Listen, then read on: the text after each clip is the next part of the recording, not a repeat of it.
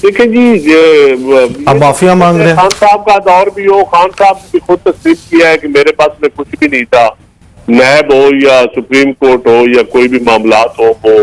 मैं तो आपको बताऊं, काजी फायज ईसा के रेफरेंस के हवाले से हमारी मीटिंग हुई जिसमें फवाद चौधरी साहब को बेशक ऑनलाइन लेने, फवाद चौधरी साहब ने बात शुरू की, मैंने सेकंड किया कि ये रेफरेंस नहीं जाना चाहिए, आप रिव्यू में जाएं। लेकिन जब खान साहब उठ के गए, रात को पता नहीं किस से उसके बाद मीटिंग हुई और सुबह रेफरेंस दायर हो गया।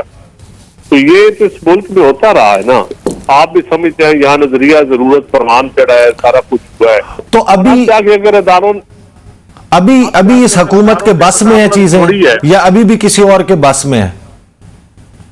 देखिए जी, अभी तो सियासतदानों पे टोटल डिपेंड किया जा रहा है और सियासतदानों को चाहिए कि वो आपस में बैठ के हम साबित करें कि हम इस काबिल हैं कि हम मुल्क को दलदल से, भंवर से निकाल सकते हैं।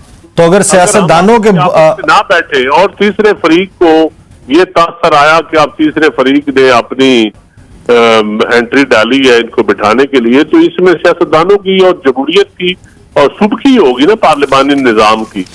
तो इसमें बेहतरी, मैं समझता हूँ आप भी सियासतदानों को अच्छी बात है, सराजुल हक साहब हो या पाकिस्तान पीपल पार्टी की कमेटी हो, मुज़ाकरात शुरू हो गए और मैं समझता हूँ कि इसमें अच्छा रिजल्ट निकलेगा और चीजें कुछ खुद ब खुद तय हो जाएंगी इलेक्शन की डेट। ये तो आपने हमें तीन हफ्ते पहले भी कहा था चंद साहब, और आज तो कोई रिजल्ट नहीं निकला। कमेटी का बताया था, मैं आज आपको बता रहा हूँ कि 2 हफ्ते पहले हमारी पार्टी का फैसला हुआ था और हुकूमत को हमने पावर कराया था कि हम मुज़ाकरात से 2 चीजों पे पीपल पार्टी ने बड़ा वाज़ेह मौक़िफ़ लिया था, 3 चीजों पे।